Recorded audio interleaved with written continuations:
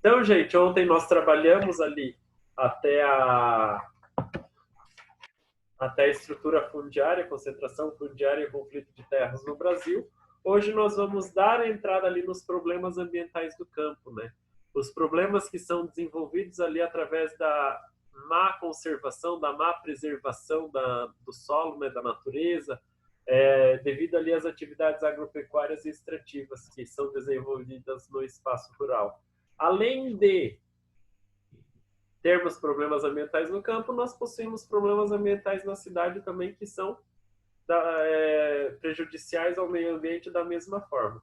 Primeiramente, vamos falar ali dos problemas ambientais no campo, né? Como é que a gente vê processo ali de pulverização de agrotóxico em uma lavoura de soja. Gente, quando você tem ali o excesso de uso de agrotóxico, o que, que acontece? Vai afetar ali o meio ambiente. Por quê? Porque esse agrotóxico ele vai penetrar no solo. Penetrando no solo, você vai ali poluir o solo, né? Vai deixar o solo contaminado. E, além disso, vai poluir os rios e as águas subterrâneas. Porque quando acontece uma chuva, esse solo que fica com o agrotóxico, ele vai o quê? Ou vai penetrar na terra, ou vai escoar até o rio. Isso dali vai causar o quê? Problemas na saúde das pessoas que moram ali a seu entorno, né? Além das pessoas, dos animais também, certo? Essa abertura de áreas assim para o desenvolvimento da agropecuária é o que vai incentivando o desmatamento, tá? Das regiões, certo? Vai incentivando o desmatamento e isso vai o quê? Afetando toda uma perda ali da biodiversidade, vai diminuindo as espécies, ainda mais ali numa mata de araucária, que as araucárias hoje elas estão em extinção, né? Processo ali de extinção. Então a gente tem que preservar, a gente tem que o máximo que puder para não estar ali afetando o meio ambiente, tá? Prática na abertura de espaços para agropecuária, queimadas, por exemplo. Elas vão devastar grandes áreas de vegetais, tá? Tanto na vegetação quanto na parte do meio ambiente, na parte dos animais que moram ali. Então isso ali causa sérios danos, além de poluir o meio ambiente, né? Prejudicando ali a saúde das pessoas, você vai ter uma perda da biodiversidade, tá? Solo exposto. O que, que acontece? Erosão. Erosão é um problema muito grave ambiental, tá? E é muito comum no espaço rural brasileiro. Então, ali a gente tem o quê? Essa retirada da parte superficial do solo vai acontecendo o quê? Essas enxurradas, o escoamento da terra nas partes mais baixas, né? Ainda mais quando a gente tem o solo exposto. Esse solo exposto, ele vai provocando uma erosão, certo? Essa erosão, os sedimentos que estavam aqui, a terra que estava aqui, vai fazendo o quê? Vai levando esses sedimentos para o leito dos rios. E com isso, o que, que acontece? Vai tendo ali o assoreamento dos rios, né? A sedimentação vai acontecendo, os rios vão começando a ficar com seus leitos mais rasos. Então, isso dali acontece em áreas que não tem aquela preservação, né? O solo ali é um solo mais poroso, um solo mais frágil, a água vai levando tudo quando chove, tá? E acontece o quê? E é como se fosse isso, a erosão. Vai acontecer ali depois problemas mais graves, que nem nessa imagem a gente tem no meio da floresta, então vai ocasionando ali, abrindo leitos de erosão. Já em áreas que a gente não tem floresta, que é pastagem, aqui provavelmente era uma criação de gado, o que, que acontece? Essa erosão, ela começa dessa forma mais leve, tá? Aqui nós temos uma terra mais arenosa. Essa terra mais arenosa, ela é porosa, tá? Então é mais fácil ali a gente ter esse processo erosivo. Como a cobertura vegetal dela é muito pouca, né? A gente tem ali só gramado, não possui árvores ali para segurar, sustentar esse solo. O que que acontece? Conforme vai chovendo, a ação da chuva, o intemperismo, né? A ação da chuva, do vento, do sol vai fazer o quê? Vai fazer com que esse solo ele acaba ali se degradando. Começa a abrir pequenas ravinas, posteriormente vai se transformar em grandes Vossorocas, pode até ser até maior do que esse tamanho que está mostrando na imagem, tá? E para onde que vai toda essa terra que estava aqui? Para o leito dos rios, né? Aí vai ocasionar o quê? Vai ocasionar o assoreamento dos rios, porque a quantidade de solo carregado dessas regiões, eles vão aonde? Vão parar até o leito do rio. Nesse leito do rio, eles vão deixando o leito, que nem eu falei antes, o leito vai começando a ficar mais fino. Oi? Posso ir no banheiro? Pode. Aí vai o quê?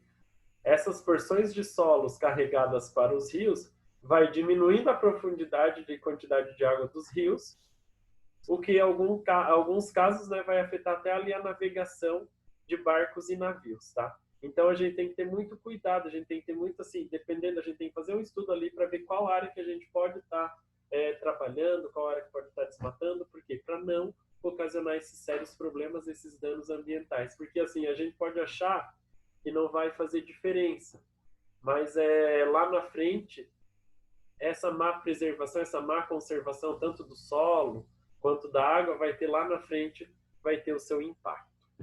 Certo, pessoal? Tranquilo até aqui?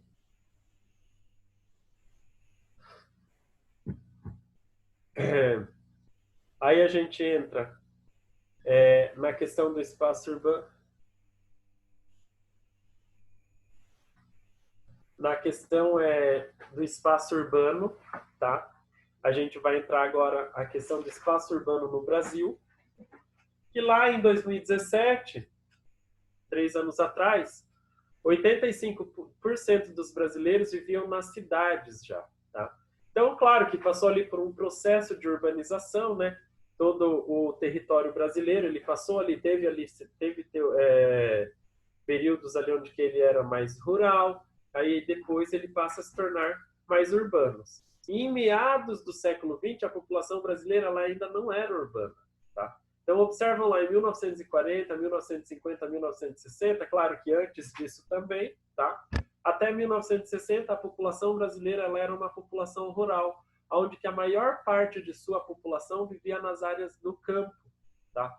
Por que que isso começa ali provavelmente em 1965, esse gráfico ele começa a ter uma curva crescente ascendente muito rápida, né, da população urbana. Nós temos ali fatores, as migrações, né, população nós também temos a questão da mecanização rural, tá?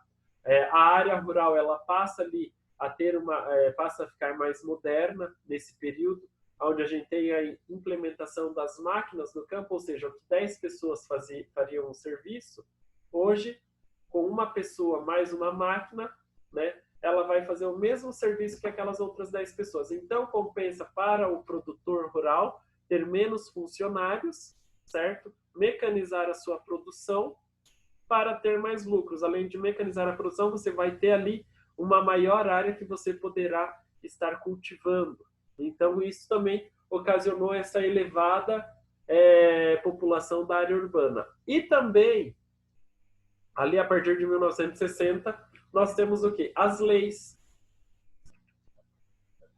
As leis dos trabalhadores rurais passaram a vigorar. Por quê? Porque o trabalhador rural passou a ter a mesma luta. Oi? Pode falar. Trabalhador rural. Prof, travou? Não, tô aqui falando. Tá me ouvindo? Estão me ouvindo, gente? Eu acho que é o problema da Maria Flor. Para mim, o professor não tá travado. Voltou. Que eu parei para tomar água. Não, voltou, deu uma travada para mim. Ah, tá. Não, então... prof, eu perdi onde eu anotei a prova. Você podia me passar qual capítulo é e quando que é? Capítulo 4 amanhã. Capítulo 4 amanhã. Tá? Então, gente, ali a gente tem o quê? Deixa eu voltar aqui e me localizar de novo. Nós temos a população rural passou a ter, os trabalhadores rurais passaram a ter as mesmas leis que os trabalhadores urbanos, ou seja, férias, 13º, né? Caso ocorra ali algum acidente, também teria a questão de ter ali o auxílio do INSS, né, no período que ficasse afastado. Então, nós temos ali as mesmas leis para os trabalhadores rurais que os trabalhadores urbanos. E isso fez com que também diminuíssem, pelo alto custo, fez com que diminuísse o número de trabalhadores rurais, tá? E isso fez o que? Acendeu ali o crescimento urbano. E junto disso nós temos o quê? A urbanização, né? O processo de industrialização e urbanização, tá? Que nem eu já comentei com vocês, meados do século XX ainda era uma população rural, segunda metade do século XX, de cada 100 brasileiros, 85 moram nas cidades, né? Atualmente, hoje, certo? Século XXI já. Então, o resultado do processo da industrialização e urbanização do país se deve a esse fato. Tanto ali a modernização do campo, a necessidade ali, a gente passa a ter ali, o país deixa de ser somente um país industrial na área de bens não duráveis, né, de pouca expressividade, que eram só tecidos, roupas e bebidas, e passa ali a ter refinarias de petróleo, siderúrgica, né, bens de consumos mais duráveis também, como automóveis, eletrodomésticos, móveis, né? Então, o Brasil, ele acaba se transformando, né? Aumentando ali a sua produção, melhorando a economia, vindo outros tipos de indústrias brasileiras, tanto multinacionais, né? Entrando ali no nosso país, tanto pelo incentivo do governo, que nem nós estudamos no capítulo passado, através ali da abertura de rodovias, né? A abertura de rodovias fez com que aumentasse o consumo ali na área de automobilística. Então, o número de automóveis aumentou ali a circulação. Então, é uma questão, né? Uma atividade feita vai puxando a outra, né? O que o governo fez ali foi com que aumentou o consumo, abriu ali as portas para o consumo brasileiro. Isso fez com que aumentasse as indústrias no país, aumentasse os números de empregos, então essa população que estava morando no campo passa a trabalhar na cidade, né? Então passam ali mudar a forma com que ela trabalha. Então o setor ali da economia ganhou força, né, ao longo do século XX com uma série de medidas governamentais, tá? Por que ali ganha força a industrialização no Brasil? Porque antes a gente só importava essas fábricas, eram só importados de fora, nem fábricas de tratores, automóveis, né? Tudo que era fabricado não era fabricado no Brasil, mas era importado de fora. A partir disso, a gente passa por esse processo, por a industrialização por substituição das importações, né? O Brasil ele faz ali políticas, o governo faz políticas para melhorar ali diminui os impostos dessas empresas e essas multinacionais ali tendo mão de obra. Que nem no Brasil tem matéria-prima, o que acontece? Acabam vindo para o Brasil, né, para produção ali dessas indústrias, né, principalmente ali na área de automobilística. Então, isso dali impulsionou também o crescimento ali de número de empregos nas indústrias, né, a necessidade de trabalhadores nessas indústrias para continuar ali movimentando o país. E também o fato dessa produção, né, para a agricultura, né? O governo libera ali financiamentos para os produtores rurais mecanizarem a sua produção. A atividade industrial, de certa forma, impulsionou o processo de urbanização na medida em que propiciou a mecanização do campo, eliminando assim muitos postos de trabalho nas propriedades rurais, que nem eu comentei antes, né? Não só como a mecanização do campo, mas também como o processo ali das leis trabalhistas. E o espaço geográfico, gente, ele passa o quê? Passa a ter uma nova reorganização, né? Ele passa a se reorganizar de uma maneira diferente. Por quê? Porque a gente tem o quê? O crescimento das cidades, a gente tem a mecanização do campo, então isso vai o quê? Vai transformando todo o espaço geográfico brasileiro. E isso a gente tem o quê? Vamos ter o estímulo do consumo, que foi a forte tendência para o processo de industrialização. Ou seja, é o modelo com que o governo, né, está trabalhando, o capitalismo. O capitalismo é o quê? Produção em massa, consumo em massa, né? E para ter esse consumo, o que o governo faz? Ou as empresas fazem? Fazem ali propagandas, né? Que na época eram feitas em outdoors, né? Cartazes, ou nas rádios, né? Que eram feitas propagandas, porque ainda a televisão não era todas as pessoas que tinham acesso ali à televisão no século passado, tá? Então, por isso que eu trouxe essas imagens ali para vocês, para dar uma olhadinha, né, como que eram feitas as campanhas das marcas, né, que eles faziam as campanhas para ali atrair as pessoas, né, o consumo das pessoas, certo? E era muito comum. Como que eles faziam isso? Preenchiam o bilhetinho lá, que nem do Nescau ali. Preenchia o bilhetinho e depois mandava para a central, onde que fazia o sorteio de quem quer ganhar ali as bicicletas. Nescau, velho. Viu? Tá todo felizão que ganhou a bicicleta com o Nescau. Tá? Então eram feitas as campanhas que chamavam a atenção das pessoas. Tá? E com essa parte ali da industrialização, começam o quê? O surgimento das cidades. Aí não pensam que as cidades, quando surgiam, eram muito grandes, né? Ela o que era com mais de 20 mil habitantes, a maioria das cidades. Poucas cidades tinham mais de 20 mil habitantes, que nem a gente observa ali no mapa, tá? Nos pontos vermelhos são cidades com mais de 20 mil habitantes a partir de 1940, ponto verde 1960. Então, nesse mapa, vocês observam o quê? Que as cidades nos pontinhos verdes são as que mais são a dos anos do 1960. Ponto vermelho, 1940. Ao observar isso, o que nós podemos ver? Que a maior parte dessas cidades estão aonde? Na região sudeste. Tá? Porque devido ali desde o processo da colonização do Brasil, a região sudeste foi a que mais ganhou investimentos, né? E também recebeu maior quantidade de pessoas através ali das migrações, tá? Então nós observamos isso na região sudeste do Brasil. Na região sul, vocês observam ali que dá para contar quantas cidades tem no Paraná, Santa Catarina. Rio Grande do Sul é um pouquinho mais desenvolvido, né? Por ter ali uma colonização um pouquinho antes, uma grande parte das pessoas que moravam no Rio Grande do Sul vieram aqui para o oeste do Paraná, tá? Por isso da nossa cultura ali ser da maneira que é hoje, tá, gente? Então, nós temos aqui essas cidades com destaque ali para a região sudeste. Observam, gente, que o Brasil, ali nesse período, não tinha o estado do Tocantins, nem do Mato Grosso do Sul, tá? E aí os estados do Acre era território, Rondônia era território, Amapá território e Roraima era território do Rio Branco. Então ainda eram territórios do Brasil, que só depois se tornaram estados, tá, gente? Depois de 1960, certo? Se tornaram estado, ok? Agora, aí nós tivemos ali esse crescimento urbano foi intenso, foi os estados da região sudeste, né? Devido ali aos investimentos e à expansão, desde o período ali do café, que a região do sudeste tinha uma melhor infraestrutura, né, nas ferrovias. Então essa expansão industrial ela ocorre principalmente nessa região, então não ocorre de maneira homogênea no país, tá? E alguns dos fatores que favoreciam o desenvolvimento, que eram alguns dos fatores que favoreciam o desenvolvimento em algumas regiões. Quais fatores eram esses? Disponibilidade de mão de obra qualificada, né?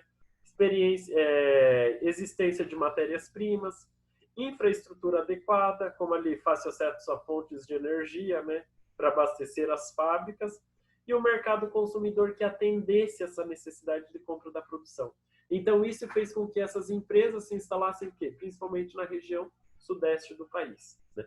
Que era a região ali onde tinha um maior número de população. Quanto mais população, mais empresas, mais consumo, mais dinheiro girando ali a economia do país. Por isso que a gente tem ali, tanto é que o mercado financeiro fica onde? Na cidade de São Paulo, que é um dos principais polos financeiros do mundo.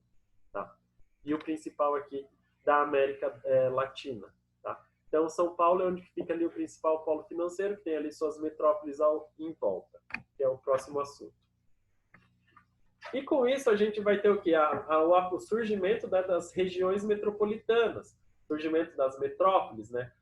Isso dali se dá por quê? Pelo processo de industrialização e urbanização que ocorreu de maneira desigual no território brasileiro. Tá? Por isso que a gente tem ali metrópoles que nem São Paulo, a região metropolitana de São Paulo tem mais de 21 milhões de habitantes, ou seja, já é maior que a população do Paraná. Tá? O Paraná tem o quê? 11 milhões de habitantes. São Paulo tem o quê?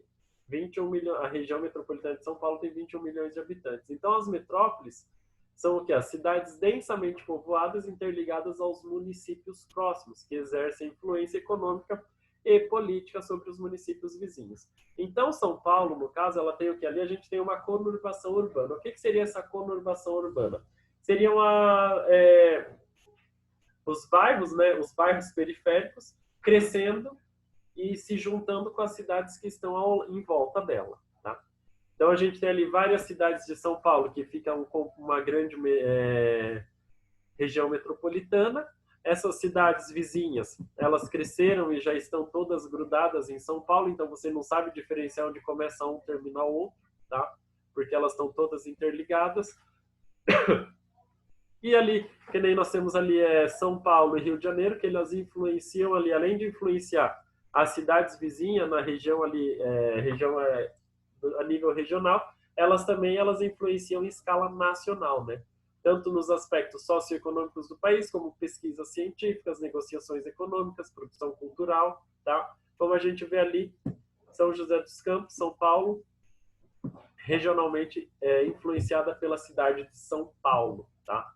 Então, a gente tem essa regionalização, né? A gente tem essa junção dessas cidades, tá? Porque a gente tem ali o crescimento dessas cidades, elas começam a crescer e elas vão começando a se juntar uma na outra. E com esse crescimento ali, a gente não sabe diferenciar bem certinho onde que termina uma cidade e começa outra cidade, tá? Devido a essa conurbação urbana que acontece ali, né? Uma grande quantidade de pessoas. Se vocês analisarem ó, a cidade de São Paulo em si, a cidade de São Paulo, capital, ela tem 11 milhões de habitantes, ou seja, a população do Paraná que se concentra em uma única cidade, tá, gente? Então é muito grande. Ali, se eu não me engano, os 3 estados do sul do país têm a mesma população que o estado de São Paulo em si. São Paulo devido ali todo esse processo, né, de colonização desde lá do início que vem, esse processo de colonização fez com que a cidade de São Paulo crescesse tanto, né? Principalmente ali na década de 70, 80, quando recebeu muitos migrantes, né, da região nordeste do país. E além da metrópole, nós temos o que? A região metropolitana, né? Que ela constitui um grupo de municípios que recebe a influência de uma cidade, geralmente uma metrópole, estabelecendo com ela forte relação de interdependência econômica. Então, gente, o que é a região metropolitana? É aquela região onde que nós temos uma cidade de referência que vai dar suporte para as cidades vizinhas, tá? Ela vai ter uma interdependência. A cidade principal, as cidades vizinhas vão ter uma interdependência dessa cidade principal, tá? Interdependência não só econômica, como também ali boa parte dessas populações, desses municípios, vão precisar do quê? Se deslocam diariamente para trabalhar, para estudar, para ir a algumas consultas médicas, né, especializadas que não tem em sua cidade, daí elas se deslocam da região e vão para Belo Horizonte, nesse caso. Segundo o IBGE, em 2017, existiam no Brasil 73 regiões metropolitanas. Isso em 2017, tá, gente? Era que existia no Brasil, tá? E aqui no nosso estado, no Paraná, nós temos 8 regiões metropolitanas. Nesse cinturão que vocês observam aqui, a gente vê o quê? Nós pertencemos à região metropolitana de Toledo, tá? Essa região aqui, essas regiões metropolitanas são as mais bem desenvolvidas do estado do Paraná, tá? São regiões agrícolas, tá? Onde que tem que geram a interdependência ali, esses municípios, eles se ligando ali, eles acabam gerando muita economia no estado do Paraná. E a região metropolitana na agroindústria, tá? E a região metropolitana de Curitiba, que ela se destaca ali pela área industrial do nosso estado, certo? Alguma dúvida até aqui, pessoal? Tranquilo? E todo esse crescimento, né, das cidades, a gente tem alguns problemas urbanos, né? O espaço urbano brasileiro, ele é formado ali por vilarejos, cidades, pequenas e médias, grandes, né? E ali nas cidades grandes a gente acaba o quê? Tendo alguns problemas, que nem principalmente nas metrópoles, né? Por quê? Devido ali um número muito alto de pessoas que chegaram nessas cidades, o que acontece? O crescimento desordenado, desenfreado, né? Sem a falta de um planejamento urbano. Então, acaba tendo ali uma má infraestrutura, tanto por parte do governo, tá? Como por parte das pessoas também que vão de uma forma desordenada, começam a crescer, não buscam ali uma instrução para construir suas casas, ou muitas vezes por não possuírem condições mesmo, tá, gente? Então, essa infraestrutura que ocasionada, acontece isso. Que é a cidade de Rio de Janeiro, olha como que as casinhas estão construídas, né? Daí o que acontece? Aqui não vai passar rede de esgoto, vai ser difícil acesso ali para saneamento básico, né? Porque como que vai vai pegar a rede de esgoto, cavar aqui numa área tão íngreme, né? Então essa população ela acaba ficando ali vulnerável, devido a estar, né, construído ali no morro, nas encostas dos morros, né? E isso vai ocasionar o quê? Período muito de chuva, essa mata que tem aqui, se for um período muito de chuva, pode ocasionar o quê? Até desmoronamento, né? Pode desmoronar passando ali por cima dessas casas. Então, são problemas ali que acontecem nas grandes metrópoles, tá? Além disso, as grandes cidades são as que mais possuem ali desempregos, certo, pessoal? Então, as atividades econômicas das áreas urbanas não atingem a toda a população. Isso faz o quê? Que as pessoas trabalham de forma ali autônomas. De forma autônoma, o que acontece? Ela não vai ter a carteira assinada, não vai ter ali os seus direitos trabalhistas, como férias, 13º, caso ocorra algum acidente, novamente falando, não terá lá seu auxílio do INSS. Tudo é ocasionado ali por essa forma de trabalho, tá? Ok? E com tudo isso, com esse crescimento das cidades, a gente tem também o que? Os problemas ambientais das cidades, né? Os problemas ambientais urbanos, que nem temos os rurais, os urbanos também acontecem, tá? Então a gente tem o que? Emissão de gases poluentes. Isso afeta muito tanto dos automóveis quanto das indústrias. Vai afetar muito na respiração das pessoas, né? Muitas pessoas têm ali problemas respiratórios, né? Devido a esse grande número excessivo de resíduos tóxicos, né? E principalmente nos períodos que nós estamos agora de inverno, ocasiona muito problema, tá? Então, então vocês observam que nas grandes cidades a gente possui muitos problemas respiratórios devido a essa quantidade de resíduos tóxicos que estão sendo emitidos, certo? Outro problema gravíssimo, gente, é o quê? A poluição ali dos rios, dos mananciais que passam perto das cidades, né? A degradação deles, devido ali aos resíduos domésticos e industriais jogados nos rios. Além do que? Coleta de esgoto, coletar... Gente, isso daqui é muito sério, tá? Por quê? Porque todos esses resíduos que são despejados aqui nessas águas, o que acontece? Vai para o rio.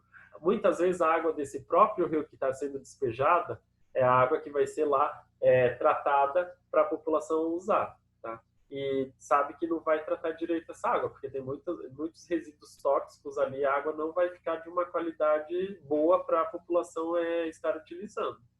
Isso dali vai ocasionar problemas de saúde também. Outra coisa é a precariedade na distribuição de água, tá? E no tratamento de esgotos, ou seja, ali toda a falta de saneamento básico que muitos centros urbanos não possuem. Ali cerca de 41% dos centros urbanos, né, das moradias brasileiras não tem esse tratamento da água corretamente, né? Que nem eu estou falando aqui, ó, 41% das moradias brasileiras não tinham acesso à rede coletora de esgoto, isso em 2015. Aqui são na cidade de Recife, né? Também é um bairro periférico, você observa ali pelas construções. O que acontece? Todo esgoto jogado nesse leito de riozinho, nesse riacho. Esse leito desse riacho vai receber o esgoto. O que vai ocorrer? Muitas crianças ali em períodos de férias, o que elas fazem? Elas brincam nesses riachos. E aí eles vão brincar ali, tem a rede de esgoto sendo jogada, não tem nenhum tratamento, às vezes eles tomam até dessa própria água. Por isso que acontece o quê? Muitas doenças, né? Começam a aparecer nessas pessoas que moram nessas áreas ali que sem um acesso, né, sem uma rede sanitária, tá? E outro modelo, né, da população urbana e atual de produção e de consumo que incentivam ali a produção de resíduos sólidos. O que são os resíduos sólidos? Esses resíduos que vocês estão vendo: sofá, cama, colchão, geladeira, máquina de lavar, né? Então, em muitos casos, o descarte é irregular e falta de tratamento adequado desses resíduos provocam impactos ambientais severos, como a contaminação do solo, das águas e do ar. Então, ali a gente vai contaminar o quê? Por que vai contaminar? Devido você estar degradando, despejando esses lixos em lugares inadequados, vai ter o quê? Criação de ratos, baratas, dependendo do que for jogado fora, tem ali o acúmulo d'água parada. Prof, Oi. lá na Bahia, se você deixar isso aí, dá uma cria de escorpião. Também, escorpião, nossa, muito bom, muito bem lembrado. Escorpião, mosquito da dengue também na água parada. Meu pai quase foi picado uma vez de um escorpião lá na Bahia. É perigoso, gente. Você acordava, tinha escorpião no seu tapete te esperando. É muito perigoso isso, gente. Por quê? Porque é a forma como é o descarte. É por isso que a gente tem que ter os descartes. Cada lixo tem seu descarte adequado, né? A gente tem que preservar essa parte do meio ambiente. Cada um faz sua parte, a gente tem o quê? Um ambiente mais limpo, né? Então, isso daqui causa muitos problemas, né? Que nem a Maria Flor falou, escorpião também se criam nessas áreas ou ficam escondidos. Você não vê, tá passando ali, acaba sendo picado sem perceber, ou entra na tua casa sem você saber, porque são os bichinhos bem pequenininhos, né? Então, é muito perigoso isso. Beleza, meu povo? Tranquilo? Todo mundo vivo? Muita coisa, muito conteúdo. Gente, a prova tá bem fácil, tá? Não tá difícil.